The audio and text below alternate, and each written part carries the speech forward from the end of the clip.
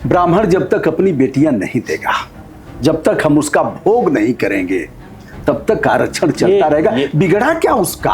हम भोग नहीं करेंगे। आप उन चंद मूर्ख प्रवृत्ति के लोगों का, तो इस मूर्ख के ऊपर जो संवैधानिक कार्रवाई होनी चाहिए नहीं। ब्राह्मण नाराज है, कई मामलों में देखा गया नाराजगी, और आपसे उम्मीदें हैं, और नाराजगी जगह जगह देखी जा रही है। अपेक्षा जिससे होंगी उसी से प्रसन्नता भी होगी, उसी से थोड़ी नाराजगी भी होगी। अटल जी प्रधानमंत्री बने तो परमाणु विस्फोट कर दिया, मोदी जी प्रधानमंत्री बने तो घर में घुसकर मारा। आज भी पाकिस्तानी आतंकवादी धीरे धीरे करके वो ऊपर जहन्नुम में जा रहे हैं। सदन में वह कह रहे हैं कि मैं अति पिछड़ा। अरे क्या मैं सदन में मौजूद था। परिप्रेक्ष्य देखो आप, मोदी जी के रहते हुए, योगी जी के रहते हुए किसी की जाति का भेद संभव नहीं है। किसी एक को भेजकर जो यह न बताए कि राज्यसभा सांसद डॉक्टर दिनेश शर्मा ने हमें भेजा है। भाई साहब, अगर अपराध दर्ज हो जाए तो जो कहिए। 5 प्रयोग आप करवा लें। हम इस पर आपकी सफाई नहीं, मेरे 5 प्रयोग आप करवा लीजिए। 1 रुपए भी टैक्स नहीं बढ़ाया बिजली का। जो अखबारों में समाचार सुना था आपने, वो भी वापस हो गया 10% का। कहाँ हुआ? मतलब चुनाव है, वापस करना ही पड़ेगा। 2027 का चुनाव है। 4 साल से नहीं बढ़ाया है। लोग कहते थे कि धारा 370 हट गई तो देश का विभाजन हो जाएगा, गृह युद्ध छोड़ जाएगा। अरे परिंदा ने पर नहीं मारा, मक्खी नहीं मरी वहां पर। कानून व्यवस्था के बारे में आप छोटे से भी बच्चे से पूछो, आप किसी महिला से पूछें, आप किसी मुस्लिम महिला से भी पूछ लें, तो यही कहेगी कि अब पहले के अपेक्षा हम निश्चिंत हैं। तो आपसे तो कहेगी ही नहीं, आपसे कौन जुबान लड़ाएगा? आप बताइए। उत्तर प्रदेश शासन के मिनिस्टर जब बीमार पड़ते हैं तो इनका इलाज प्राइवेट चिकित्सालय में होगा। वो पीजीआई में नहीं जाएंगे, वो लोक बंधु में नहीं जाएंगे, वो केजीएमयू में नहीं जाएंगे, वो श्यामा प्रसाद मुखर्जी में नहीं जाएंगे। यूजीसी जैसा कानून ले आकर के इस तरह से। डॉक्टर साहब, एक हमारा प्रश्न पूरा हो जाए। जैसे आप पढ़ाई किए, क्या कोई भेद था बच्चों में? गंगा जी का जल ज्यादा साफ है 26 का जल की कम साफ है? बस ये पता। सच बताएं, जैसा था वैसे ही है। घटना मुंबई की घट गई, सैकड़ों लोग मार दिए गए, और प्रधानमंत्री ने, वहां का रक्षा मंत्री, उस समय का रक्षा मंत्री कह रहे हैं कि हमारे प्रधानमंत्री ने हमको, शिंदे साहब का बयान पढ़ा होगा आपने, वो केवल आंसू बहा रहे हैं। वो चिट्ठी लिख रहे थे पाकिस्तान दूतावास को। 20% के आसपास नाले बचे हैं जो गोमती में गिर रहे हैं। एक बार देख लीजिएगा फिर से। मैं चाहूंगा, अनुरोध करूंगा कि मेरा आपसे हाथ जोड़कर निवेदन है। लोग कहते थे कि धारा 370 हट गई तो देश का विभाजन हो जाएगा, गृह युद्ध छोड़ जाएगा। अरे परिंदा ने पर नहीं मारा, मक्खी नहीं मरी वहां पर। विपक्षी नेताओं ने भी कई डुबकियां लगाई। गंगा माँ ने आशीर्वाद नहीं दिया, लेकिन क्योंकि उन्होंने गंगा जी पे उंगली उठा दी थी। आजकल राम जी पे बहुत सारे लोग उंगली उठा रहे हैं। 1450 करोड़ अखिलेश यादव की रिज्यूम में, 750 करोड़ आपकी सरकार में। सीबीआई जांच 9 वर्षों से चल रही है। सीबीआई है कि चली गई? ये कब तक चलेगा जांच? और जो सवाल उठाएगा उसको सनातन विरोधी। मैं इतने कह दूंगा कि प्रतीक्षा करिए। लखनऊ के इस स्थान पर कभी आते थे अटल बिहारी वाजपेयी जी। जमीन पर बैठकर चटाई बिछ जाती थी, भोजन करते थे पालथी मारकर। पंडित दीनदयाल उपाध्याय जब भी इधर आते थे, अवध के क्षेत्र में लखनऊ आते थे, तो फिर यही आना होता था। अपना कपड़ा अपने धुलते थे, सुखाते थे, और फिर उसको पहन करके जाते थे। दत्तोपंत ठेंगड़ी जी से लेकर के तमाम जो बड़ी बड़ी विभूतियां जिन्हें आप जानते हैं, जो जनसंघ से लेकर के भारतीय जनता पार्टी में रहे, सबका यहां आना होता था। इस परिवार का एक बच्चा उन्हें पानी पिलाता था, चाय पिलाता था, उनके साथ बैठता था, वह लोग दुलार करते थे, और वह बच्चा केवल और केवल सेवा भाव था।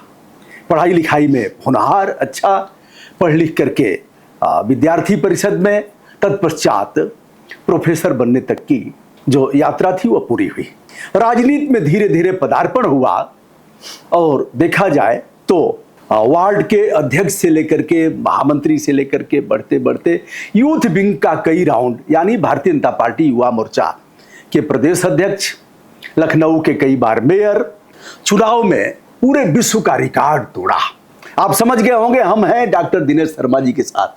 भाई साहब, एक आंशिक मुलाकात पर आपने समय दिया, और हमारी मुलाकात भी पहली थी, और मुझे खुशी है कि आप कहीं न कहीं, आपको जानता कौन नहीं है, इसलिए मुलाकात आपकी आमने सामने पहले हो सकती है, या बैठकर पहले हो सकती है, लेकिन आपके बारे में बहुत सारा लोग सम्मान के साथ जानते हैं। इसलिए कभी कभी डर लगता है वैसा कि जैसे सत्ता से आंख गड़ा करके सवाल पूछना।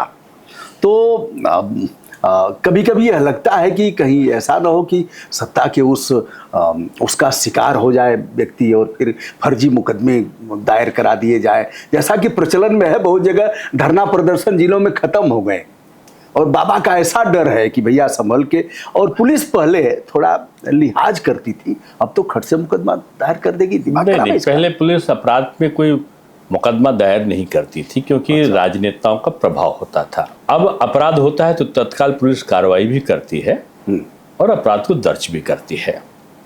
देखिए, थाना पुलिस काहे के लिए है? अगर थाना पुलिस में कोई कहे कि साहब ये थानेदार बहुत अच्छे थे, एक बार मेरे पास आए तो अपराध बढ़ रहे थे, तो एक साहब सिफारिश में आए, बोले मेरा थानेदार बहुत अच्छा है। मैंने कहा अच्छा क्या कहेंगे? जाते हैं, अच्छी सी मिठाई खिलाते हैं, अच्छी सी चाय पिलाते हैं।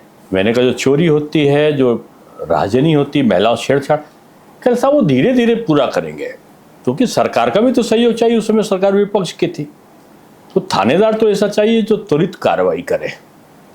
अब उसमें विश्लेषण हो सकता है कि वो सकारात्मक दृष्टि से कर रहा है कि नकारात्मक दृष्टि से कर रहा है। और मैं समझता हूँ कि एक जवाबदेही सरकार है, और जवाबदेही सरकार के कारण अगर आप कानून व्यवस्था को, मैं दूसरे रूप में आपको कहूँगा, आंकड़ों के साथ वाली तो बात बाद में करूँगा।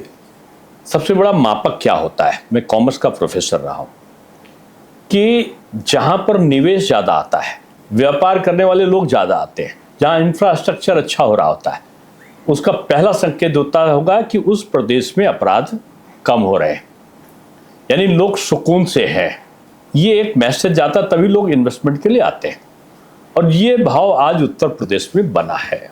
तो मैं समझता हूँ कि अगर मुख्यमंत्री की छवि एक एडमिनिस्ट्रेटर की है तो इसको सकारात्मक दृष्टि से देखिए कि उत्तर प्रदेश विकसित प्रदेशों की श्रेणी में आज आप गाजीपुर के हो, लोग गाजीपुर और आजमगढ़ बलिया में शादी नहीं करते थे पहले कि उबड़ खाबड़ सड़क पे गड्ढा, गड्ढे में सड़क, एक तरफ सड़क जा रही, रास्ते में जाम, गांव में बिजली नहीं, चलने को मेड़ भी टूटी है। वो दृश्य भी आपने देखा होगा। आप तो एक गांव से निकल के आए, आज का दृश्य भी देख रहे हैं कि आप यहाँ से 2.5 घंटे में आप आजमगढ़ पहुंच जाते हो, 3 घंटे में आप बलिया चले जाते हो। किसी ने कभी सोचा था क्या? आप 100 की रफ्तार से ऊपर आप आगरा पहुंच जाते हो, दिल्ली भी आप 4.5 घंटे 5 घंटे में पहुंच जाते हो। तो ये जादुई परिवर्तन कैसे हुआ? क्या इससे पहले नहीं हो सकता था? ये 2017 के बाद, योगी जी के आने के बाद ही तो हुआ। तो हम सकारात्मक दृष्टि से देखें, क्या हमारी दृष्टि क्या है देखने की, वो निर्भर करता है। अब देखो, दो पक्षी हैं, ऊंची उड़ान उड़ते हैं, एक है गिद्ध, एक है गरुड़। दोनों ऊंची उड़ान उड़ते हैं, लेकिन गिद्ध की दृष्टि कहाँ होती है? मरे हुए जानवर के लोथड़े पर होती है कि कैसे उस पर झपट्टा मारे। और गरुड़ जो पक्षी उड़ान है, उसकी दृष्टि कहाँ है? उसकी एक पवित्र मंदिर के गुंबज पर है। तो आप जैसा देखोगे वैसी दृष्टि में आपको दिखाई पड़ेगा। लेकिन आप विद्वत पुरुष हो सकता है कहीं पे कोई विसंगति किसी जिले में या घटना विशेष में आया हो, तो उसे मैं इनकार नहीं करता, वहां भी दंड के पात्र वो अधिकारी बने हुए होंगे। एक, जैसे आपने कहा कि पहले भ्रष्टाचार जिस तरह से था पुलिस विभाग में और अन्य विभागों में, अब वो नहीं है। यमराज भी चौराहे पर मिलते हैं, दंड भी मिलता है, न्यायालय में मामले नहीं जाएंगे, यही निपटा दिया जाएगा, पैर के नीचे ठाए ठाए होगा, सटीक निशाना आपकी पुलिस का है पैर के नीचे, और फिर सीधे ऊपर भी भेजा जा रहा है। लखनऊ जैसी जगह पर थोड़ी ईमानदारी से बात किया जाए, लखनऊ जैसी जगह पर किसी एक को भेजकर जो यह न बताए कि राज्यसभा सांसद डॉक्टर दिनेश शर्मा ने हमें भेजा है, पूर्व उप मुख्यमंत्री ने भेजा है। भाई साहब, अगर अपराध दर्ज हो जाए तो जो कहिए, 5 प्रयोग आप करवा लीजिए। हम इस पर आपकी सफाई नहीं, मेरे 5 प्रयोग आप करवा लीजिए। नहीं, मैं प्रयोग रोज ही करता हूं, क्योंकि मेरे 150 से 2000 आदमी प्रतिदिन मेरे पास आता है। 4 से 5 कार्यक्रम मैं रोज करता हूं। अब तो ऑनलाइन आप कर सकते हो, आपके पास बहाने नहीं रहा कि पुलिस ने मेरे रजिस्टर नहीं किया। नहीं, वो मामले ऑनलाइन नहीं हो सकते। जो संज्ञेय अपराध है वो ऑनलाइन नहीं हो सकते। कुछ बहुत बड़े अपराध हैं, हाँ, उनको आप छोड़ दो, लेकिन 90% अपराध आज ऑनलाइन हो जाते हैं, नंबर 1। नंबर 2, किसी दरोगा की अगर आप शिकायत डायरेक्ट आप ऊपर करेंगे कमिश्नरेट या कहीं और, तो आपको उत्तर भी मिलेगा और आपको कार्रवाई भी होगी। अगर आप ऐसा बोलते हैं कि जो पहले अपराधी आते थे, ये बात सही है, थानों के अंदर बैठकी होती थी और थानों के अंदर बैठ के बाद आप देखो, जो दरोगा जो एसपी थे खान साहब, घुस के उनको मार दिया गया। उनके ऊपर कार्रवाई इसलिए नहीं होती सकती थी कि राजसत्ता का हाथ था, वरदहस्त था मारने वालों के ऊपर। कचहरी में बम ब्लास्ट हो जाते थे। आतंकवादियों की रिहाई के लिए कुछ विपक्ष के दलों के लोग उनकी मांग करते थे। अब वो भी एक आवरण देखो, पश्चिमी उत्तर प्रदेश चले जाओ, घरों के ऊपर बोर्ड लगा हुआ होता था, ये मकान अब मेरा हो गया। 6 बजे के बाद घर की लड़कियां आपकी निकलेंगी तो जिम्मेदारी आपकी है। लोग मकान छोड़कर भाग जाते थे, सड़कें सुनसान बन जाती थी। अपने देश में रहने वाले, मैं अल्पसंख्यक और बहुसंख्यक की राजनीति कभी नहीं करता हूं, लेकिन बहुत से लोगों का रहना दूभर हो गया था। तुष्टीकरण की पराकाष्ठाओं ने जातीय संप्रदायों में विभेद किया, जातिवाद का नंग नाच हुआ। जो कुंभ के कारण जातिवाद परिवर्तित हुआ था, पता नहीं चलता था कि जो कनौजिया जी आए हैं तो उनका हाथ पकड़े जाटो जी चलते थे, जाटो जी के पीछे जोर लगाते हुए आपको पासी जी दिखते थे और सबको पूजा कराते हुए पंडित जी दिखते थे, साथ में ठाकुर साहब भी लेकर नाव में भ्रमण करते थे। यानी जाति व्यवस्थाओं को छोड़कर कुंभ ऐसे आयोजन हुए। उसके बाद जाति का नंग नाच उसके कारण हुआ कि हम वोट की राजनीति करेंगे। सांप्रदायिक ध्रुवीकरण, कब्रिस्तान और शमशान का भेद हुआ इसलिए कि हम एक पराकाष्ठा पे ले जाकर चुनाव की जीत लेंगे। तो मैं कहूँगा इतनी बड़ी विसंगतियों को दूर करना आसान काम नहीं था। मैं जब उप मुख्यमंत्री बना और शिक्षा का विभाग मुझे मिला, तो सबसे पहले आदरणीय कल्याण सिंह जी के पास गया। उनसे मैंने आशीर्वाद के लिए कहा, तो मैं आदरणीय कलराज मिश्रा जी के पास गया। कल्याण सिंह जी ने कहा, बेटा नकल समाप्त हो जाए, ऐसा मैं चाहता हूँ। अब मैं पहुंचा एक दिन, चेक उस समय हाई स्कूल इंटर के एग्जाम चल रहे थे। एक विद्यालय में पहुंचा तो एक मेटाडोर निकल रही थी, उस पर गेस्ट पेपर और तमाम प्रकार की नकल सामग्री बाहर निकल रही थी। खुलेआम मिस्टर ए की दुबे की जगह शर्मा जी बैठकर एग्जाम दे रहे थे। 1-1 लाख 2-2 लाख में लेखक काम कर रहा था। परीक्षा केंद्र 18,000 खुल गए थे, 17,500 या 18,000, और परीक्षा केंद्रों की नीलामी हुआ करती थी। काफी मेधावी छात्र के ऊपर बदल दो और कम पढ़ने वाले के ऊपर लगा दो, पर्चे को आउट कर दो। साल में यानी भैंसों के बाड़े तक में परीक्षा केंद्र हुआ करते थे।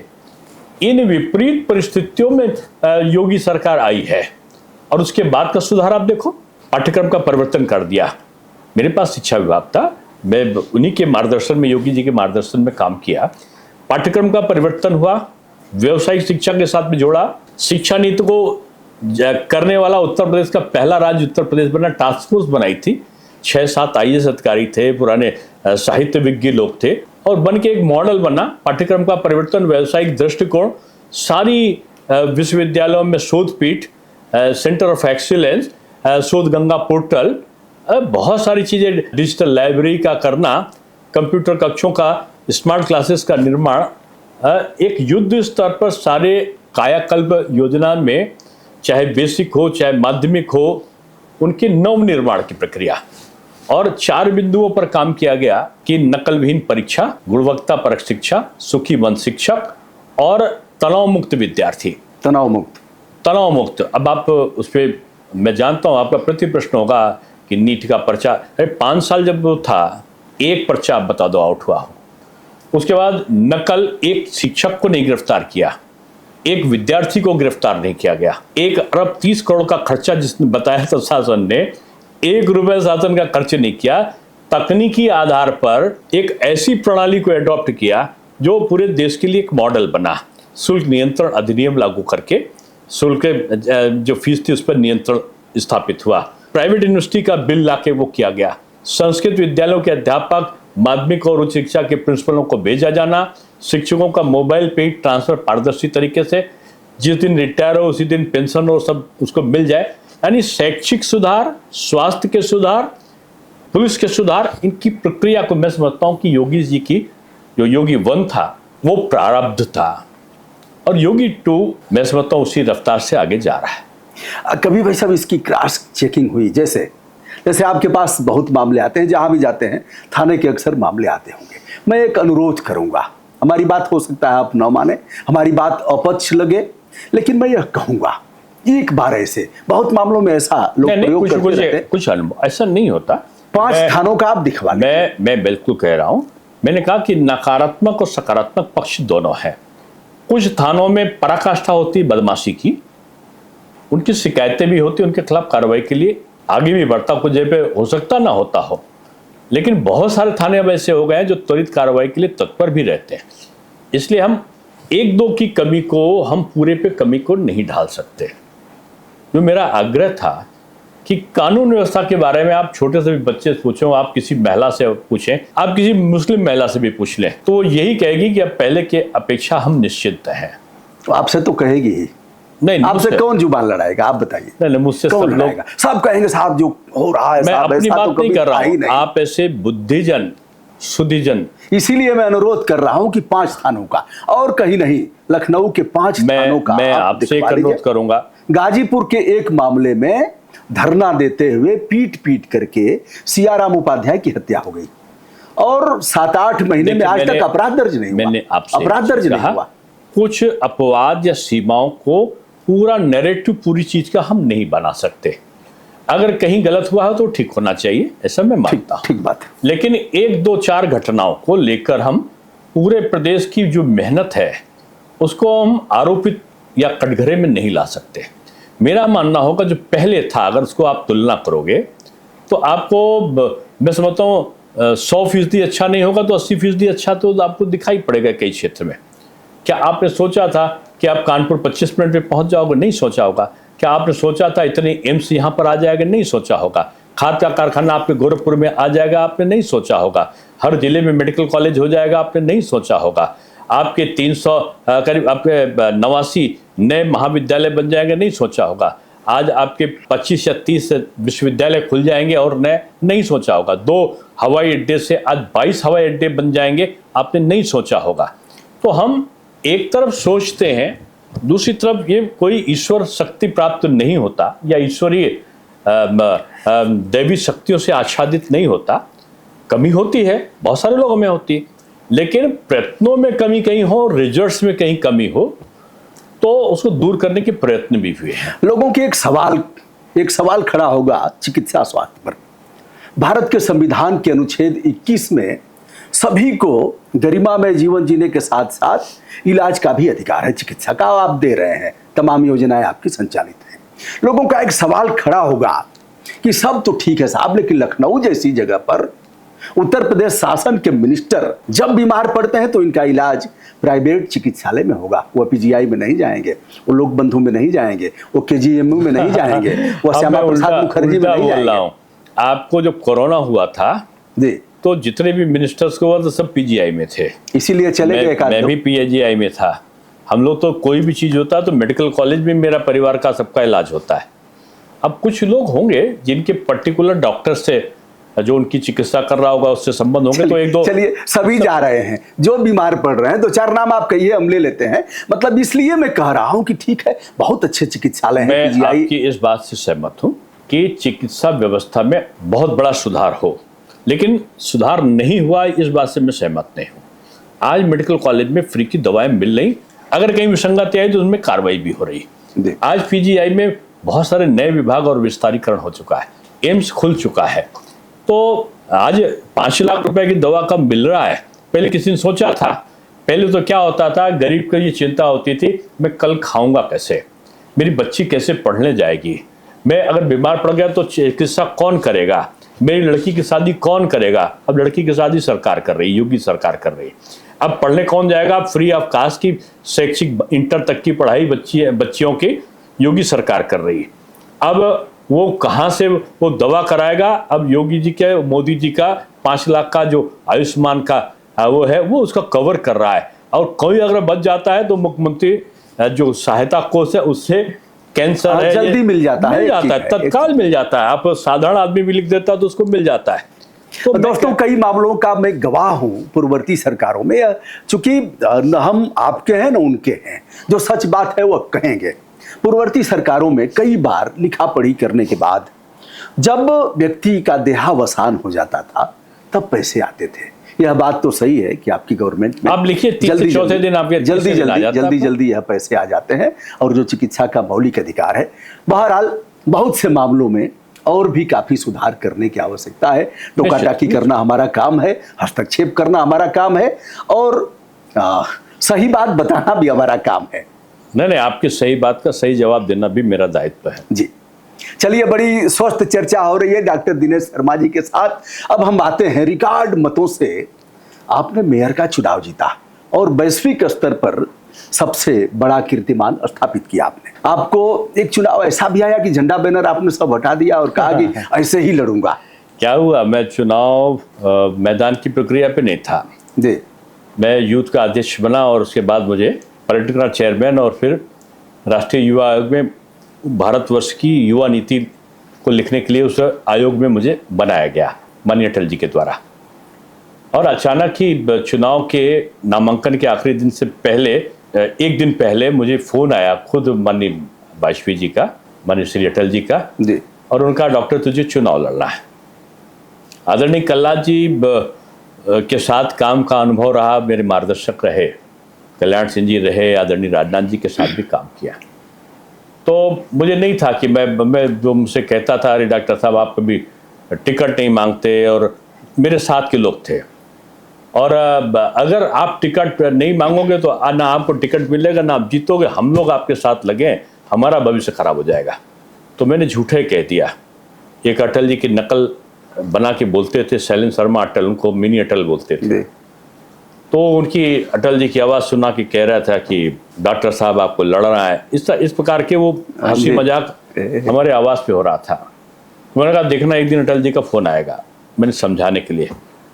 वो कहेंगे डॉक्टर तुझे फलाना चुनाव लड़ना, मैं लड़ूंगा, जीत जाऊंगा। तो उन्होंने कहा कि मांगे नहीं, हमने कहा नहीं मांगे नहीं, अभी तो मेयर का मैंने स्वयं में किसी और के लिए कहा है, गोपाल जी के लिए कहा था। हम दिल से चाहते थे उनको, और लखनऊ के सारे लोग चाहते थे कि वो चुनाव लड़े, सब लोग लिख कर दे आए थे। अब ये उम्मीद ही नहीं थी कि वो मुझे कह देंगे, और मुझे कहने के बाद आदरणीय लालजी टंडन जी ने और गोपाल जी ने उसी तरह लड़ाया जैसे वो खुद लड़ रहे थे। तो मुझे अटल जी का अचानक फ़ोन आया, तो वाजपेयी, अब ये भी नहीं कि किसी को पीए से मिलवा लें, पीएनटी फ़ोन होता था, मोबाइल नहीं था, 2006 की बात बता रहा हूँ आपको।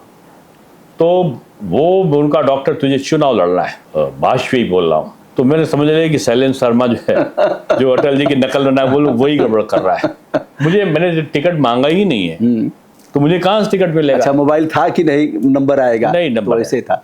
तो फिर मैंने उनसे पूछा कि उनका देखिए आवाज़ में वही रौबदाब है, क्योंकि मेरी फ़ोन से उनसे बात नहीं होती थी, ऐसे जाके उनका प्यार स्नेह मुझे मिलता था। तो उन्होंने कहा तुमको नामांकन भरना है। तो हमने कहा मैं कैसे लड़ सकता हूँ, ना मेरी तैयारी है, ना मेरे पास इतना पैसा है। बोले पैसे से चुनाव नहीं लड़ा जाता, तुझको चुनाव लड़ना है। हम कहा आप आएंगे? बोले अरे मैं नगर निगम के चुनाव में आऊँगा। कहूँगा नहीं लड़ूंगा। तो बोले चुनौती देते हो? तो मैंने कहा चुनौती नहीं, आपसे कृपा दृष्टि चाहता हूँ। बोले आऊँगा, लड़ो। अच्छा। फिर मैं चुनाव के मैदान पे आया। उस समय सांसद थे लखनऊ से? अटल जी सांसद थे। तो चुनाव लड़ा, और उस प्रधानमंत्री रह चुके थे वो। हाँ, उसके बाद की घटना बता रहा हूँ। उसके बाद, और शायद वो 103 बुखार की दशा में वो आए भी। अच्छा। कपूरथला की आखिरी सभा थी उनकी, और उसमें उनका वही जोर लगा रहे थे लोग, हमारा नेता कैसा हो। जनता कहती थे अटल बिहारी जैसा हो। वो धीरे धीरे चढ़े। टंडन जी मुझसे, आदरणीय टंडन जी को मैं चाचा जी बोलता था। उनका क्या कर रहे हो दिनेश, लड़कपना है, इतनी तबीयत खराब है और तुम मना क्यों नहीं करते उनको? तो मैंने कहा वो ना है, हमारे लिए सिरोधार है, लेकिन मैं फ़ोन करके कैसे मना कर सकता हूँ। शिव कुमार जी का फ़ोन आया कि जब तक तुम मना नहीं करोगे, तुमसे वादा कर चुके हैं अटल जी। तो मैंने कहा शिव कुमार जी वाले जो, तो अब वो भी मुझसे नाराज, बोले 2 मिनट से ऊपर, 5 मिनट से ऊपर उनको मत रहने देना। हमने कहा मैं आएंगे तो स्वागत है, नहीं आएंगे तो भी अच्छा है। अटल जी आए धीरे धीरे। तो जब उसने लगाया कि हमारा नेता कैसा हो अटल बिहारी, तो उन्होंने कहा कि उस दिन पैजामा पहने थे, वो धोती नहीं पहने थे।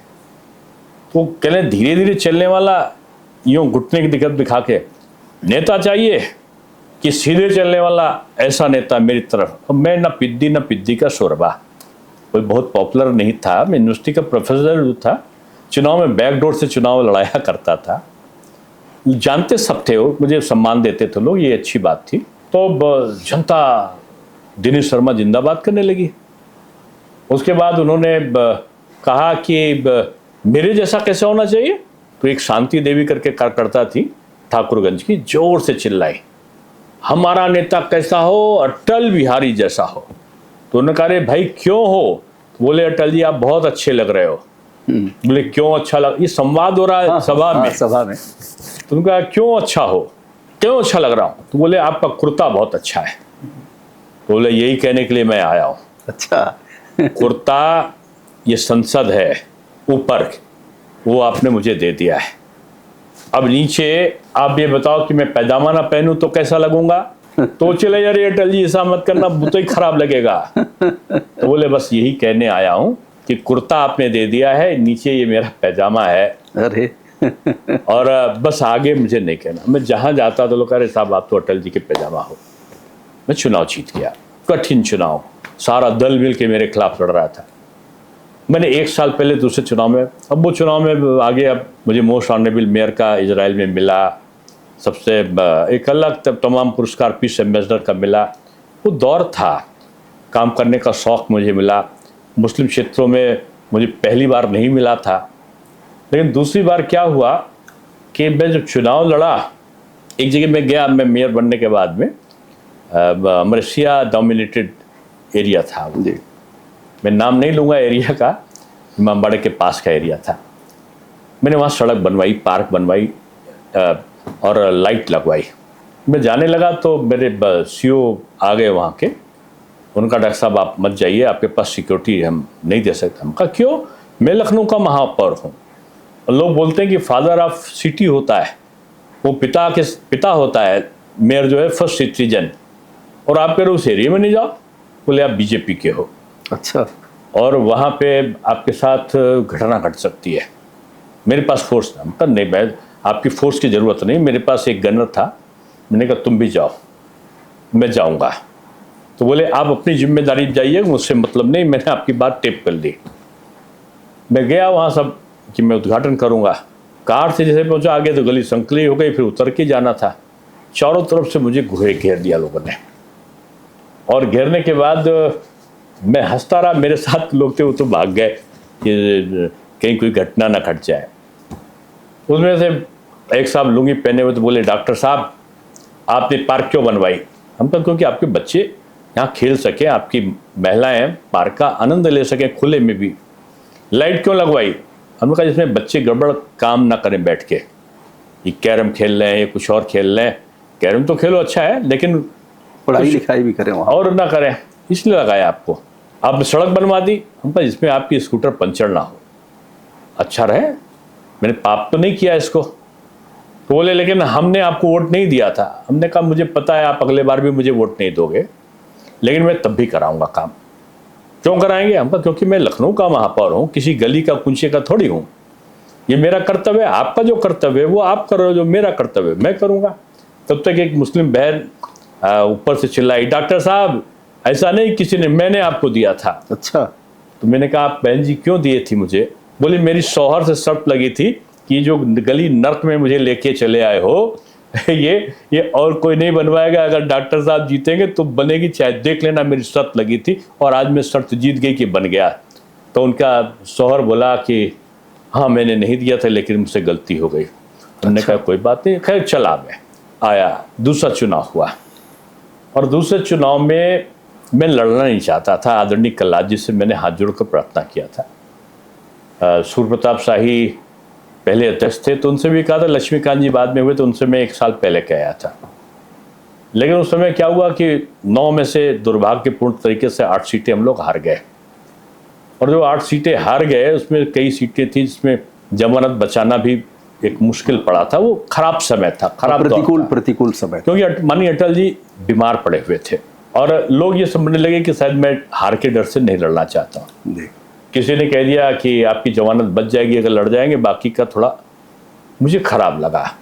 मैंने कहा मैं लड़ूंगा तो रिकॉर्ड बनेगा। चुनौती के तौर पर इसे लिया। ये बीजेपी कार्यालय के अंदर की बात थी।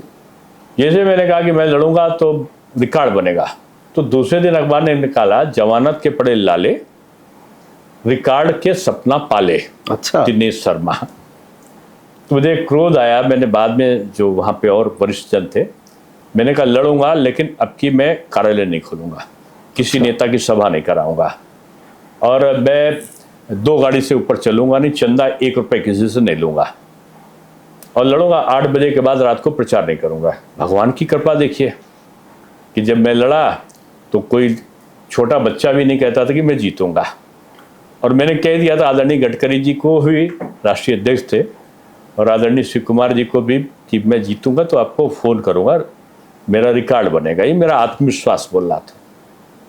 और जब आया तो आप देखिए कि Limca book of the record में बड़ी जीत दर्ज हुई।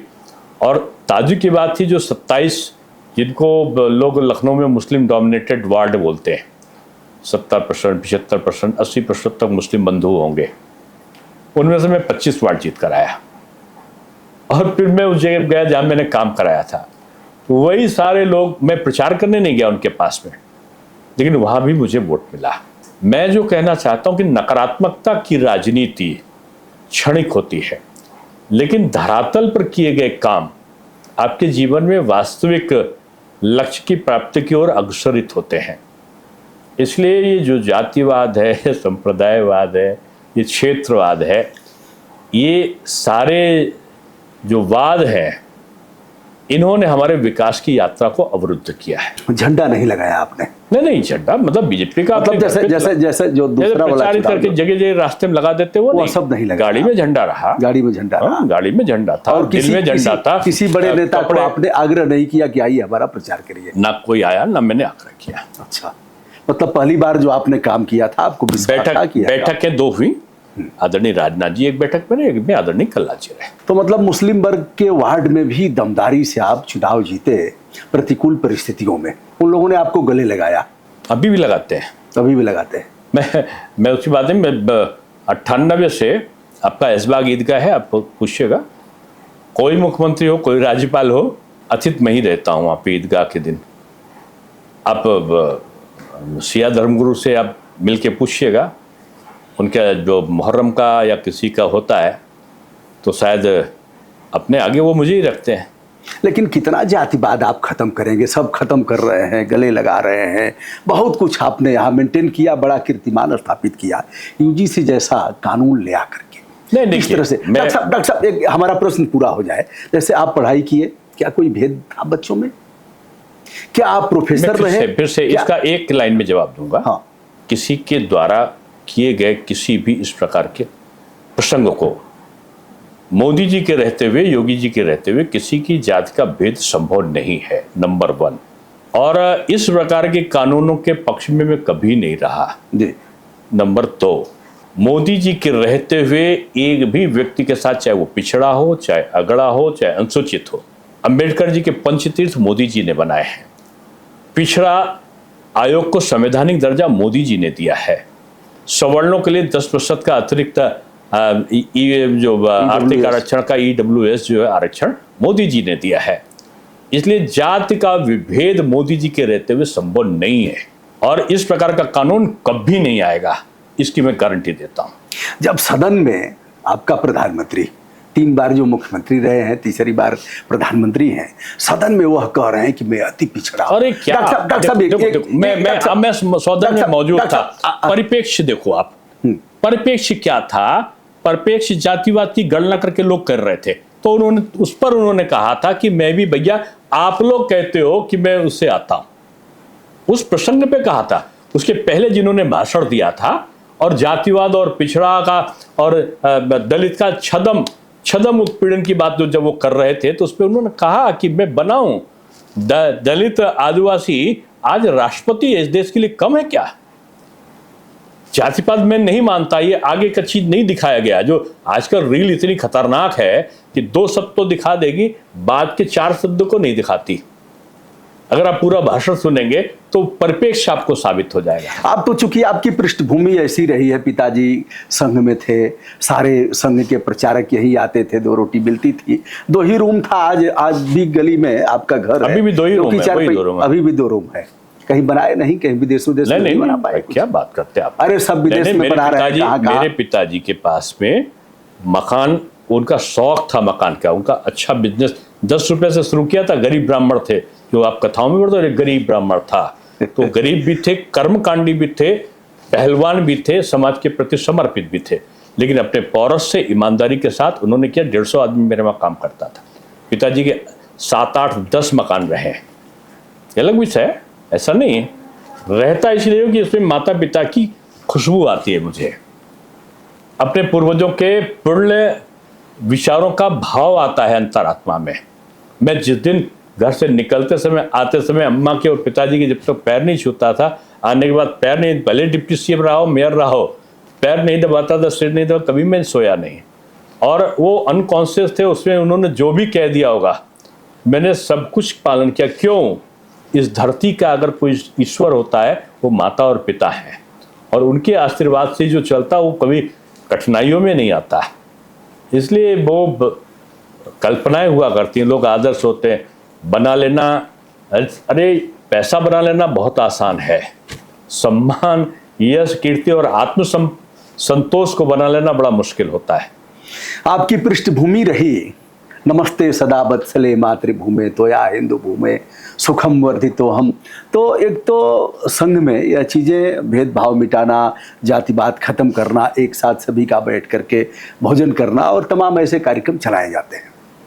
आपके समय में जब पढ़ाई करते थे, क्या जाति भेद था बच्चों में आपस में? कहीं नहीं था, ना तब था ना अब है। जातिवेद राजनीति में है, धरातल पर सामाजिकता मतलब बच्चों में नहीं था। ये जो नेतृत्व ना बच्चों, अभी भी बच्चों में नहीं होता है। सब एक दूसरे के दोस्त होते हैं। काहे थोप दिए यूजीसी जब बच्चों में नहीं था? मैंने कहा ना कि काहे थोप दिए? अब अरे बच्चे में सब बच्चे आपस में प्यार से। एक दिन भी लागू नहीं हुआ। अरे कर तो दिया लागू, कोर्ट ने रोक दिया, आपने तो कर दिया उसको। देखिए, कहीं विसंगति आती है तो मैंने एक शब्द कहा कि विसंगति को दूर करने मोदी जी के सामने कोई विसंगति नहीं आ सकती। उनके रहते इस प्रकार की कोई घटना नहीं घट सकती। और शिक्षा मंत्री ने इस बारे में बयान दिया है, उसके बारे में अब क्या आगे बोलूं। ये ऐसा कानून, चलिए आगे से इस पर सावधान रहना चाहिए। सावधान नहीं, बिल्कुल इस प्रकार के कानून कभी मैं नहीं समझता हूं जो भेदभाव पैदा करते हो मोदी राज में, क्योंकि एकाएक धरातल इससे खिसका। नहीं, जगह जगह विरोध। आपका जो परंपरा होगा अगर किसी पे, तब आएगा। किसी प्रकार की कोई विसंगति नहीं होने दी जाएगी। आगे से पहले भी जो थी वो तत्काल माननीय न्यायालय ने उसको, सरकार ने पक्ष में दिया है। अगर सरकार विरोध में खड़ी होती तो क्या स्टे हो जाता? नहीं, सरकार खड़ी हो जाती है। अभी अलगता कि यह खिसक रहे हैं, यह भी हमारे नहीं होंगे, वो सरकार चुनाव की राजनीति पर नहीं करती, वो युवाओं के उज्जवल भविष्य के लिए काम कर रही। वो stand up India, startup India, skill India, digital India पर काम कर रही है। डॉक्टर साहब एक चीज, आप जैसे बड़ी हमारी अच्छी बातचीत हो रही है और बगैर किसी भेदभाव के लाग लपेट के आप भी बातचीत कर रहे हैं। पार्टी के हैं तो थोड़ा बहुत होगा ही, 19-20 करेगा ही आदमी। डिजिटल इंडिया, स्टार्टअप, क्या डिजिटल रैलियां नहीं हो सकती? जिस तरह से डॉक्टर दिनेश शर्मा ने एक गाड़ी के साथ, 2 गाड़ी के साथ मेयर का चुनाव लड़ करके और पूरे विश्व में कीर्तिमान स्थापित किया। अगर मोदी जी का एक एक पका हुआ बाल सभी देख रहे हैं, योगी जी को, हमारे जैसे लोगों को लाख लोग अगर रोज देख रहे हैं, 4 लाख 5 लाख लोग रोज देखते हैं, तो क्या डिजिटल इंडिया एक जगह से बैठ करके और फिर इतनी बड़ी रैलियां, इतना पेट्रोल डीजल का दहन, हर रैली में 1-2 मरेंगे, घायल होंगे? निवेदन करूंगा कि मोदी जी ने ये करके भी दिखाया है। मोदी जी ने कोरोना के समय इस प्रकार के प्रयोग किए हैं। मजबूरी में किया, उसको आगे क्यों बढ़ाए? देखिए, कोरोना के बाद भी किए हैं, बहुत सारे चुनाव में भी किए हैं। महाराष्ट्र का मैं प्रभारी था, कम से कम 4 रैलियों को संबोधित हमारे नेताओं ने डिजिटल संबोधन दिया है। तो अब ये बीजेपी ने इसकी शुरुआत कर दी है। हमारे कार्यकर्ताओं की सारी मीटिंग, आज 90% मीटिंग जो है अब डिजिटल हो रही है, ये किसी को पता ही नहीं है। तो डिजिटलाइजेशन का दौर उस गांव में, क्या आपने सोचा होगा, जो दादी अम्मा पोते का चेहरा देखने के लिए तरसती थी, आज वो वीडियो कॉल पे अपने उसको लोरी सुना रही हैं सस्ते दाम पे। ये मोदी युग के कारण ही तो संभव हुआ है। काश मोदी जी काम शुरू कर देते, रैलियां बंद, कोई बस, कोई ट्रैक्टर, डीजल पेट्रोल हमारे देश में नहीं पैदा हो रहा है। आपको फिर से कहूं, मैं कॉमर्स का प्रोफेसर रहा जी। कॉमर्स में एक शब्द आता है, रैशनलाइजेशन विदाउट टीयर्स, विवेकीकरण बगैर आंसुओं के। जी। सुधार त्वरित नहीं हुआ करते, सुधार क्रमशः होते हैं, और मोदी जी ने क्रमशः सुधार की नींव डाल दी है। आप क्या मोबाइल से लेके आप सड़क पे ऐसे घूम सकते थे? PNT फोन होता था, तार गिर गया तो एक एक महीना फोन काम नहीं करता, तब तो 2 मिनट की बिजली चली जाती है। तो आज स्ट्राइक करने, धरना करने के लोग पहुंच जाते हैं सीधे विद्युत मंत्री के पास में। तो और विद्युत मंत्री जय श्री राम बोल देंगे, जब कोई उत्तर नहीं आएगा तो कहेंगे जय श्री राम। विद्युत मंत्री ने भी बहुत सुधार किए हैं। पिछली सरकार में अगर आप देखो तो कितना 13-14 हजार मेगावाट होगा, आज 33,000 मेगावाट का वो हो रहा, और उसमें ड्रॉप आउट नहीं है, बहुत कम, 1 घंटा 1.5 घंटा। लेकिन डॉक्टर साहब इतना बिजली का बिल बढ़ा रहे हैं, हर चीज पर टैक्स, हर चीज पर टैक्स। फिर रिपीट करूंगा, आप ऐसा मतलब माँ के गर्भ से लेकर के कफन तक पर टैक्स, कोई बात, जैसे बच्चा माँ के गर्भ में आएगा उसी से टैक्स शुरू होगा और कफन। क्या बात साहब, अब तो गर्भ में आता है तो 5,000 रुपए सरकार दे रही है, आपने कैसे कह दिया। और बच्ची पैदा हो रही तो 15,000 रुपए, कहते हैं 10,000 रुपए उसके अकाउंट में जमा होते हैं, फिर कितना उसको इस अवस्था में होगा, कितना उसकी शादी में होगा, ये जमा कर रही सरकार। 1 रुपए भी टैक्स नहीं बढ़ाया बिजली का। जो अखबारों में समाचार सुना था आपने, वो भी वापस हो गया 10% का। कहाँ हुआ? मतलब चुनाव है, वापस करना ही पड़ेगा। 2027 का चुनाव है। 4 साल से नहीं बढ़ाया है, 3.5 साल, 4 साल से नहीं बढ़ाया है। कोई सरकार ऐसी थी क्या? नहीं थी। मैं समझता हूं कि जब तक हम उसको कौवा कान ले गया वाला जो संस्कृति है, ये सोशल मीडिया ने भी बहुत सारी सत्य घटनाओं को भी असत्य साबित करने में सहायता की है।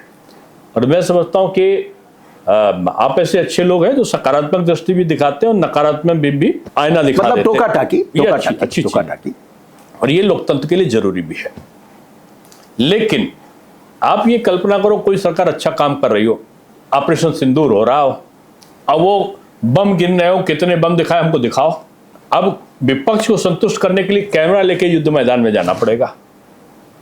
आपके घटना मुंबई की घट गई, सैकड़ों लोग मार दिए गए, और प्रधानमंत्री ने, वहां का रक्षा मंत्री, उस समय का रक्षा मंत्री कह रहे हैं कि हमारे प्रधानमंत्री ने हमको, शिंदे साहब का बयान पढ़ा होगा आपने, कि कोई वो केवल आंसू बहा रहे हैं, वो चिट्ठी लिख रहे थे पाकिस्तान दूतावास को।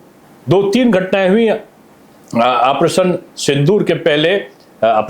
सर्जिकल स्ट्राइक हुआ, यानी ईंट का जवाब पत्थर से दिया गया। अटल जी प्रधानमंत्री बने तो परमाणु विस्फोट कर दिया, मोदी जी प्रधानमंत्री बने तो घर में घुसकर मारा। आज भी पाकिस्तानी आतंकवादी धीरे धीरे करके वो ऊपर जहन्नुम में जा रहे हैं। अब क्या किसी की औकात है कि यहां पर कितने समय से कोई बम ब्लास्ट करे और बचकर चला जाए, बिरयानी खा के, पाकिस्तान की दामाद की तरह सेवा करा के चला जाए। लाल चौक पे जाने के लिए सेना कब होता था, वंदे मातरम गाया जा रहा लाल चौक पर। ये उपलब्धि नहीं है क्या? नहीं है। लोग कहते थे कि धारा 370 हट गई तो देश का विभाजन हो जाएगा, गृह युद्ध छोड़ जाएगा। अरे परिंदा ने पर नहीं मारा, मक्खी नहीं मरी वहां पर। ये कहते थे ट्रिपल तलाक खत्म हो गया तो हो जाएगा, कहीं तलाक तलाक तलाक की विचारधारा को तड़ाक तड़ाक तड़ाक, ऐसी विचारधारा नहीं, मुस्लिम बहनों के लिए वो दिया गया।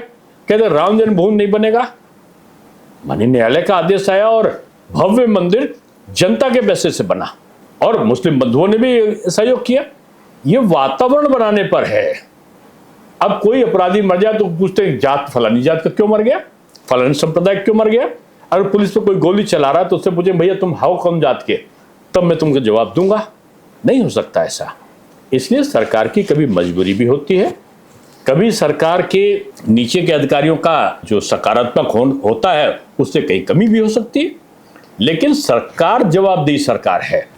पहले की अपेक्षा अपराधों की कमी, शैक्षिक स्तर का सुधार, आज यातायात के साधनों का, आज इंफ्रास्ट्रक्चर का, आज विदेशी निवेश का, आज बढ़ते हुए निर्यात का, आज ITCT और आज AICT की परिकल्पनाओं का, और इतनी चीजों के होने के बाद, आज कनेक्टिविटी बढ़ने के बाद कोई कहे कि फलाना असली था कि नकली था। अब इसी को अगर सरकार साबित करने लगे तो डर कौन पाएगा। और डॉक्टर साहब बचपन में कभी नदी में नहाए हैं कि नहीं, तालाब, नदी, पोखरा, कुछ ऐसा अनुभव है? देखिए मैं पानी से डरता हूँ। डरते हैं पानी से मुझे जाने पे, क्योंकि बचपन में मेरी माँ को ज्योतिषियों ने कह दिया कि इनको पानी से दूर रखना, लेकिन अच्छा लगता है मुझे नहाना। मैं कुंभ में नहाता हूँ। अच्छा। जब कुंभ हुए तो उसमें गया, माघ मेला में मैंने स्नान किया है, मतलब ये मैंने नदी में नहीं नहाया। यह पानीदार व्यक्ति पानी से डरता है, मतलब नदी के पानी से। देखिए पानी हो जाना और पानी आंख से निकले तो रोना भी होता है और खुशी भी होती है। पानी के बहुत सारे स्वरूप हैं, इसलिए पानी जीवन भी देता है और एक चुल्लू पानी नाक में चला जाए तो मृत्यु भी देता है। पानी का प्रयोग करने वाला कैसा है, पानी का प्रयोग कैसा हो रहा है, इस पर निर्भर करता है। गोमती मैया के लिए 2 आंसू बहा लिया जाए। देखिए, गोमती मैया के लिए आंसू बहुत बहे भी हैं, और अगर आप आज के उसको कम पानी देख रहे हैं तो आगे काम चल रहा है, इसलिए पानी गोमती का रोका गया है। ना हम नालों की बात कर रहे हैं। नहीं, नालों के डाइवर्जन के लिए आप समझो पहले एक हुआ करते थी एसटीपी, आज 6 या 7 से ज्यादा एसटीपी लखनऊ में बन चुकी है, 3 और पास हुई हैं। नालों का डाइवर्जन एक दिन का काम नहीं है। पहले तो सारे नाले, जब मैं महापौर तो सारे नाले गिरते थे, आज 20% के आसपास नाले बचे हैं जो गोमती में गिर रहे हैं। एक बार देख लीजिएगा फिर से। मैं चाहूंगा, अनुरोध करूंगा कि एक बार मेरा स्थल आपसे निरीक्षण हाथ जोड़कर निवेदन है, मैं जब चलता हूं तो रास्ते का कब्जा भी देखता हूं, पड़ा हुआ कूड़ा भी कभी कभी देखता हूं तो उठवाता भी हूं नागरिक दायित्व के अनुसार। और जब नदी में जो इस समय मैंने कहा ना कि जो रोका गया है पानी, तो केवल नाले का पानी गिर रहा है इस समय नदी में, क्योंकि दोनों तरफ रोका गया, बीच में निर्माण चल रहा है, और निर्माण करने के लिए जो सौंदर्यीकरण की प्रक्रिया चल रही है, ड्रेजिंग चल रहा है, तो उसके कारण आपका कुछ क्षेत्र में 8-10 किलोमीटर में आपको पानी नाले के स्वरूप में दिखेगा। आगे जाएंगे तो आपको पवित्र पानी बहता हुआ दिखाई पड़ेगा। अगर नदियों के प्रति चैतन्य भाव नहीं होता तो आज आप समझते हो कि आज गंगा जी में कुंभ में जाके 20-25 करोड़ लोग, अब तो 62 करोड़ लोगों ने, 60 करोड़ लोगों ने स्नान किया होगा, एक को भी कोई बीमारी नहीं हुई। अब तो वो जो प्रधानमंत्री मॉरिशस के बगैर नहाए भाग गए थे, इस बार वो आगे डुबकी पे डुबकियां लगा रहे थे। विपक्षी नेताओं ने भी कई डुबकियां लगाई, गंगा माँ ने आशीर्वाद नहीं दिया, लेकिन क्योंकि उन्होंने गंगा जी पे उंगली उठा दी थी। आजकल राम जी पे बहुत सारे लोग उंगली उठा रहे हैं। अच्छा, अगर गड़बड़ है तो उंगली उठाना अपराध है? उंगली तो मैं ही उठाता, अधिकार है, अपराध नहीं है। मैं भी उठाता हूँ कि देखो, मैंने कहा ना कि उंगली उठाना पाप नहीं, अधिकार है, तो संवैधानिक, लेकिन गलत जानते हुए उंगली उठाना ये पाप है। चमचागिरी ना पाप है। अफवाह उड़ा के अब कह दो कि सोना बेच दिया गया।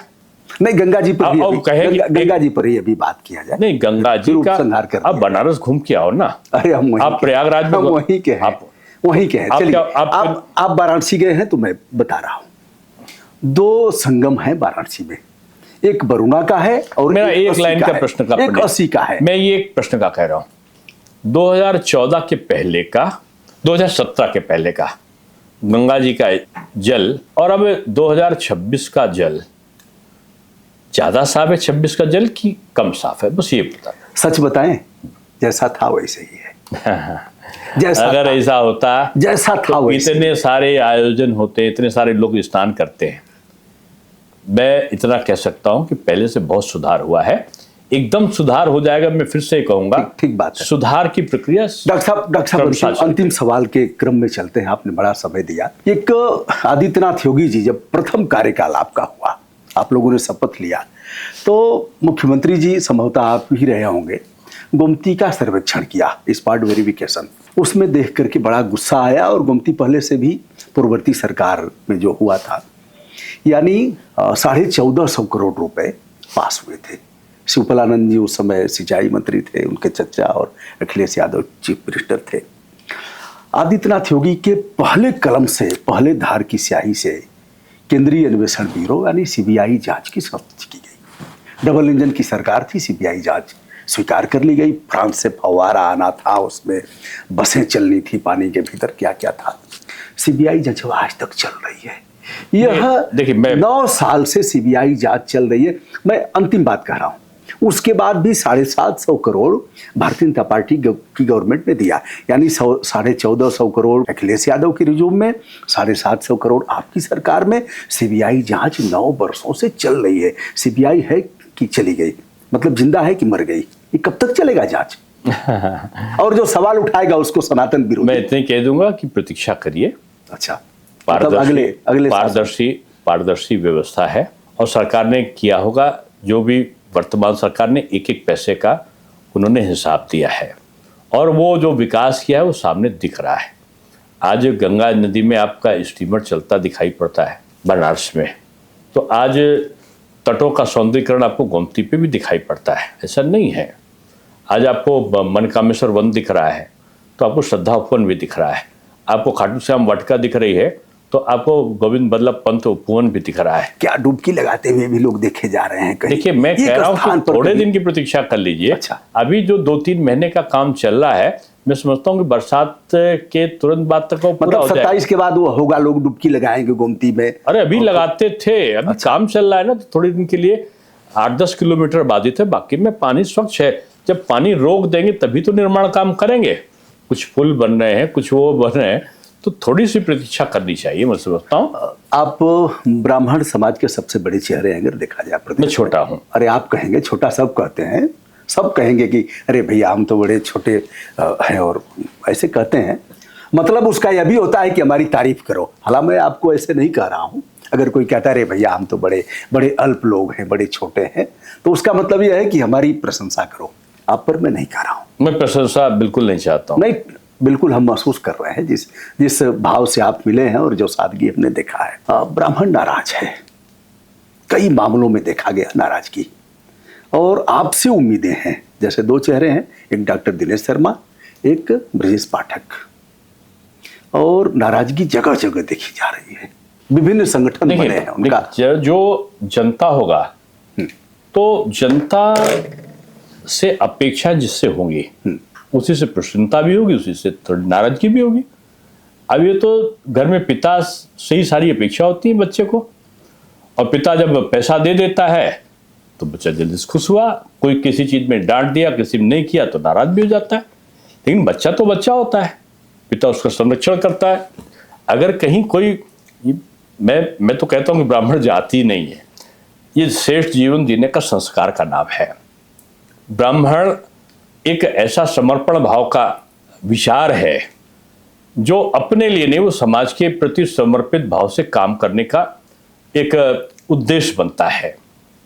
और ब्राह्मण ने कभी अपेक्षाएं नहीं करी हैं। ब्राह्मण चाहता क्या है? देवी देवताओं का सम्मान। ब्राह्मण चाहता क्या है? सनातन संस्कृति का रक्षण। ब्राह्मण चाहता क्या है? कि उसको सम्मान मिले। ब्राह्मण चाहता क्या है? कि हमारे भारत की रीति रीज निवाज और जो संस्कार है वो सारी चीजें आवे। मंदिर का निर्माण हो रहा है, भारतीय संस्कृति का प्रतिपादन हो रहा है, संस्कृत के विद्यालय खुले जा रहे हैं।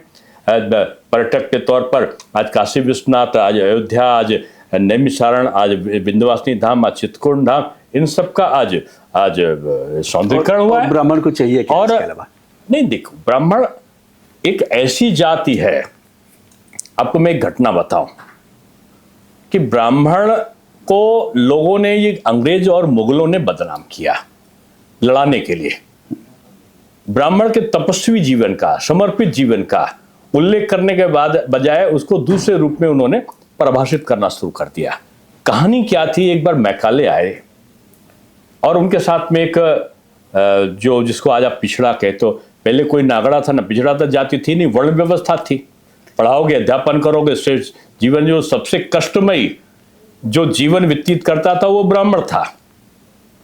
वर्ण व्यवस्था में जो अध्ययन अध्यापन करो, भिक्षा मान के जीवन करो, दूसरों के लिए काम करो, समाज को एकजुट करो। वैद्य भी वही था, डॉक्टर भी वही था, ज्योतिषी भी वही था, घर का लोगों का फैसला करने वाला जज भी वही था। गांवों की व्यवस्था का ध्रुवीकरण का केंद्र बिंदु ब्राह्मण था। अंग्रेजों ने और मुगलों ने इस चीज को जाना, जनेऊ जलाए, उनका शिखा, ये ब्रह्मांड का एंटीना जलाया, उनके शास्त्रों को जला दिया, पांडुलिपियों को जला दिया। वही ब्राह्मण था जिसने कंठस्थ कर लिया इन सारी चीजों को और फिर से पुनर्लेखन कर डाला। अब क्या है कि उस ब्राह्मण को उन्होंने कहा कैसे अलग हो, ये एक अलग कैसे हो। तो मुगलों ने पहले उनकी सांस्कृतिक विरासत को करने के जगह अपना धर्म थोपना चाहा, मंदिरों को तोड़ने लगे और तमाम वो, और आक्रोशित होकर वो सनातनी फिर से एकजुट हुए और उनको भगाया यहाँ से। अंग्रेजों को ये लग गया कि इनके धर्म को मत छेड़ो, इनकी संस्कृति को धीरे धीरे इनको स्लो पॉइजन दो। और वो घटना, मैकाले ने अपने पिता को एक चिट्ठी लिखी। उसने कहा मैंने अद्भुत चमत्कार देखा। उनका एक ऑफिसर था, वो हिंदू था, लेकिन जिसको आप आज पिछड़ी जाति है वो बोलते हो, मैं पिछड़ा अगला नहीं मानता हूं। मैं तो उतना ही अधिकार पिछड़े का भी, उतनी दलित का भी, उतनी ब्राह्मण का ही मानता हूं। मैकाले ने देखा कि एक चौकीदार खड़ा था, वो ब्राह्मण जाति का था, शिखा लगाए, टीका लगाए खड़ा था। और मैकाले बाहर निकले तो उनके साथ जो उनका ऑफिसर था, जो किसी अन्य बिरादरी का था, यानी सवर्ण नहीं था, वो उनके साथ गया। उसने उसको पैलगी की, पैलगी में अभिवादन किया चपरासी का, और चपरासी ने उनको आशीर्वाद की मुद्रा में जीते रहो ये बोला।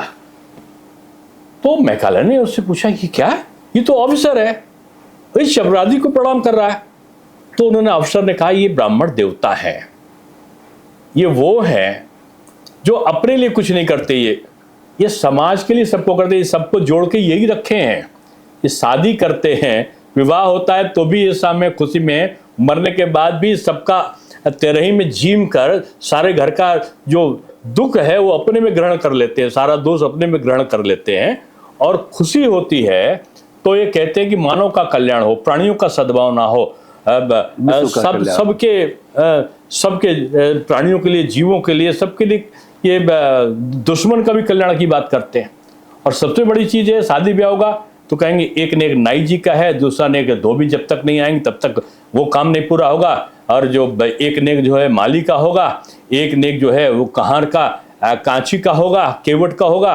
तो वो कहेंगे ठाकुर साहब रक्षा करेंगे, वह साहब के वहां से आप सामान लाओगे। और एक तो नेक वो मनिहारिन को भी, जो मुस्लिम महिला होती है, वो चूड़ी पहनाएगी तभी सुहाग पूरा होगा, वो भी करते हैं।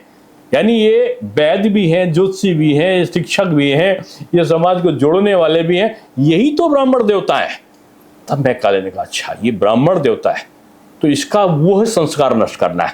उसने तुरंत ये किया कि कॉन्वेंट एजुकेशन शुरू कर दी और कॉन्वेंट एजुकेशन को फ्री कर दिया। दूसरा उसने कहा, जो संस्कृत विद्यालय में पठन पाठन होता था, गोकुल शिक्षा होती थी, सब अगड़ा पिछड़ा सब बैठ के, कृष्ण और सुदामा बैठ के जो पढ़ाई करते थे, उसको उसने नष्ट कर दिया। और उसने कहा कि संस्कृत विद्यालय के लोग होंगे, ये गुरुकुल के लोग, इनको सरकारी नौकरी नहीं मिलेगी, उनको कोई सरकार का अनुदान नहीं मिलेगा। और जो अंग्रेजी स्कूल होंगे उसके फ्री बस्ता होगा, फ्री फीस होगी, और जो बच्चा वहां पढ़ के निकलेगा उसको सरकारी नौकरी मिलेगी।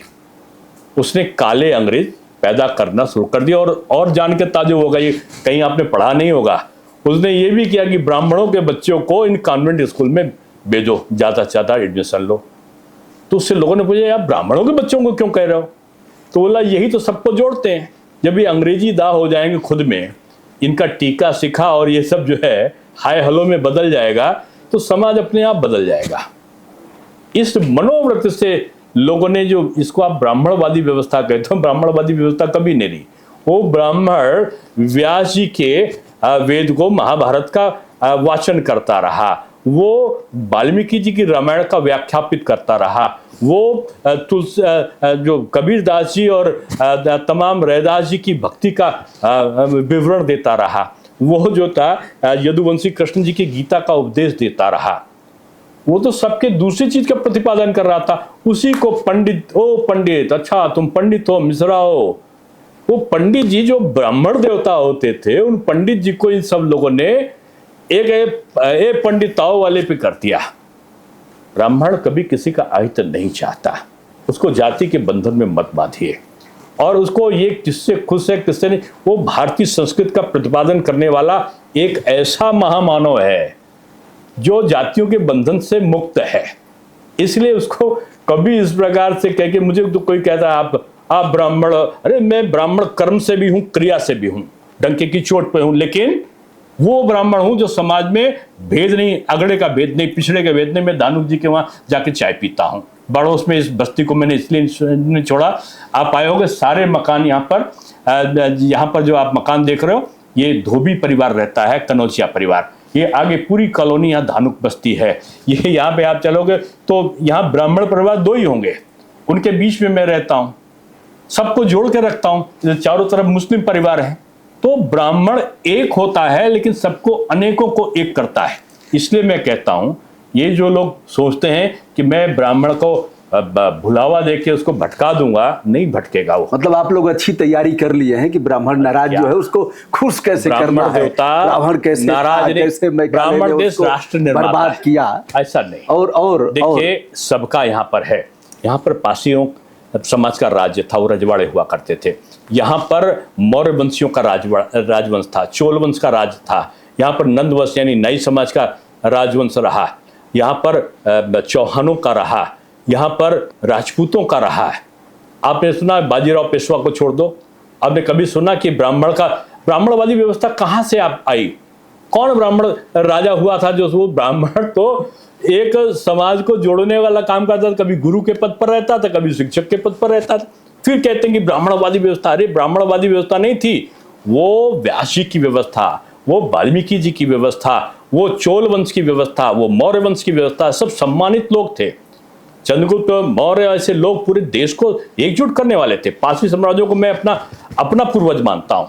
आज चाहे वो लखना पासी रहे हों, चाहे आज बिजली पासी रहे हों, चाहे आज सत्तान पासी रहे हों, चाहे सुवेल देव राजभर रहे हों, या बिजली पासी रही हो, चाहे उदा देवी रही हो, कौन इन लोगों की वीर गाथा किसने प्रतिपादित किया होगा? तो आप देख लो, कोई ना कोई पंडित जी ने ही उसका इतिहास लिखा होगा।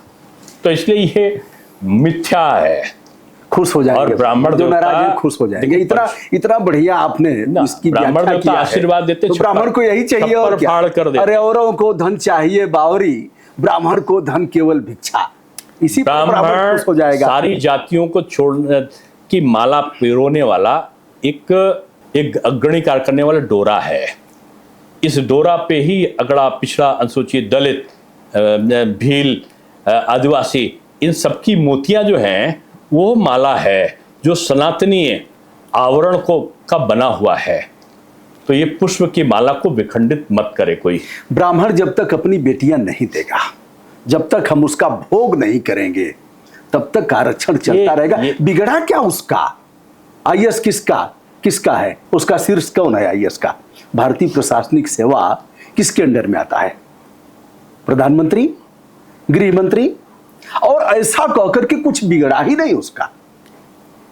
ब्राह्मण जब तक अपनी बेटियां हमको नहीं भेजेगा, हम भोग नहीं करेंगे। आपको उन चंद मूर्ख प्रवृत्ति के लोगों का, तो इस मूर्ख के ऊपर जो संवैधानिक कार्रवाई होनी चाहिए नहीं। आप तो इतने बड़े विशेषज्ञ हो, आप छात्र नेता भी रहे हो, आप दलों की सीमाओं से उठकर काम करने वाले क्रांतिकारी पुरुष की तरह आपने काम किया है। क्या आपने या तो एक नैरेटिव तैयार करने के लिए कुछ लोगों को रखा जाता है? मैं गुजरात का प्रभारी था, एक वीडियो चल गया कि कुछ लोग, राजपूत लोग, ठाकुर लोग, एक दलित को कोड़ों से पीट रहे हैं। बाद में पता चला जो कोड़ों पीटने वाला व्यक्ति था वो भी एक एनजीओ के द्वारा स्पॉन्सर्ड था और पीटने वाले भी स्पॉन्सर्ड थे। और वो पूरा आईआईटी मुंबई से लेके पूरे रातों रात चारों तरफ हो गया कि गुजरात में दलितों को ये अगले लोग पिटाई कर रहे हैं। अब लोग सफाई दे, तब जब पकड़ा गया गैंग पूरा तब पता चला।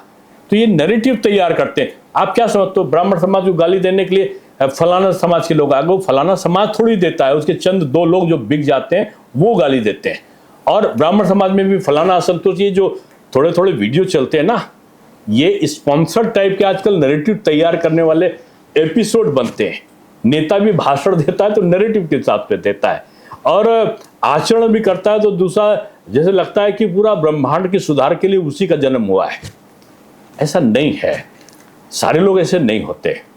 और मैं सभी जातियों को उच्च मान, जो भी सनातनी है और जो भी भारतवर्ष में रहता है, मैं चाहे मुस्लिम भी। हाँ, सनातनी क्या मतलब? व्यापक उसकी परिभाषा, क्योंकि आप संघ में क्रीडवंतो विश्वमार्यम यही पढ़ा है आपने कि हम पूरे। देखिए, मोदी जी का नारा भी है, सबका साथ, सबका विकास, सबके लिए प्रयास। और सबके लिए प्रयास सरकार भी कर रही है। आप मुख्यमंत्री जी को कह रहे हो, लेकिन आपने मुझसे कहा कि यहाँ सड़क घूम के आ जाओ। मैं आपको कह रहा हूँ, आप गोरखपुर में गोरखनाथ जी के मठ में घूम कर आ जाओ और शाम को चले जाना। 2 से 3 हजार लोग वहां पर बैठ के एक साथ भोजन करते हैं। और 3000 अगर आदमी भोजन कर रहा है तो उसमें 1800 आदमी मुस्लिम समाज के होते हैं। उनको हिंदू समाज के महाराज जी के मंदिर, ये लोग तो पहले से भी थे, रामलीला खेलते थे ना, उनके कार्यक्रम में हम जाते थे। जिनको आप बुलडोजर बाबा, मुस्लिम विरोधी और सब बोलते हो ना, योगी जी को, योगी जी के मठ में भी जाकर देखो। हाँ, वो ढोंगी नहीं है, वो अपने आवरण को नहीं बदलते, स्पष्टवादी बोल देते। तो ये एक अलग स्टाइल है। हमारे गृह मंत्री काम करते हैं तो जो कहा वो करते हैं, स्ट्रेट फॉरवर्ड करते हैं। राजनाथ जी जब बोलते हैं तो लगता है कि पूरे समाज को समाहित करने वाला अटल वाणी आ गई। मोदी जी जब बोलते हैं लगता है कि सरदार पटेल किसी न किसी स्वरूप में आ गए। दीनदयाल जी का एकात्मानववाद दिखने लगता है तो कहीं अडवाणी जी की दृढ़ता दिखने लगती है, कहीं कल्याण सिंह जी का विराट व्यक्तित्व उनमें समाहित होने लगता है। तो हमारे नेताओं में विभिन्न स्वरूपों का एक तरीके से समावेशन है। इसलिए किसी को एक कृत्य के लिए आप आरोपित मत करो, उसका दूसरा स्वरूप भी देखो। तो दोस्तों, हम बात कर रहे थे डॉक्टर दिनेश शर्मा जी के साथ और वार्ता हमारी घंटों चली।